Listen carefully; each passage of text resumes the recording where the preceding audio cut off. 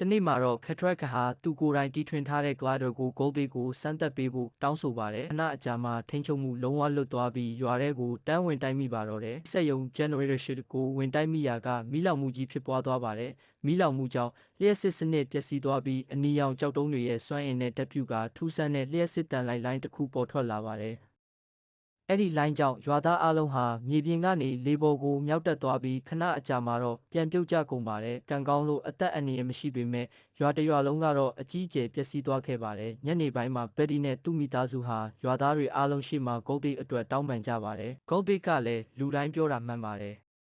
ငါဘဲသွားပြဿနာပဲဖန်တီးနေတယ်လို့စိတ်ပြက်စွာတွေးမိပါတော့တယ်ဒါကြောင့်သူဟာရွာကနေထွက်သွားဖို့ဆုံးဖြတ်လိုက်ပါတယ်လမ်းမှာချော်လဲပြီး6ကမ်းပါအနားထိရောက်သွားပေမဲ့ကံကောင်းလို့အသက်မဆုံးခဲ့ပါဘူးမကြခင်မှာဘက်ဒီနဲ့ခဲထရက်ကသူ့ကိုလိုက်ရှာတွေ့ပြီးအိမ်ပြန်လာခဲ့ပါလို့ဖြောင်းဖျကြပါတယ်ဒါပေမဲ့ Goldbeak ကခေါင်းခါပြီးကျွန်တော်ဘယ်ကလာတာလဲကျွန်တော်မိဘအစ်စ်ကဘသူတွေလဲဆိုတာသိကျင်တယ်လို့မေးလိုက်ပါတယ်ဘက်ဒီကအမှန်တရားကိုမသိပေမဲ့မင်းက Yevon City ကလာတာဖြစ်နိုင်တယ်လို့ပြောလိုက်ပါတယ်ဒီစကားကိုကြားပြီးတာနဲ့ Goldbeak ဟာသူ့ရဲ့မွေးရမြေကိုရှာဖို့ Yevon City ကိုထွက်သွားဖို့ဆုံးဖြတ်လိုက်ပါတော့တယ်ဘက်ဒီကိုကျေးဇူးတင်စကားပြောပြီးဒီကစပြီးကျွန်တော်ပြဿနာကိုကျွန်တော်ကိုယ်တိုင်ရင်ဆိုင်တော့မယ်လို့နှုတ်ဆက်လိုက်ပါတယ်အကိုကိုတယောက်တည်းမသွားစေချင်ဘူးကျမလည်းအတူလိုက်မယ်လို့ပြောလိုက်ပါတယ်အဲ့ဒီလိုနဲ့မောင်နှမ2ယောက်ဟာ Yevon City ကိုရီမန်းပြီးအနေအများတဲ့ခရီးရှည်ကြီးကိုအတူတကွစတင်လိုက်ကြပါတော့တယ်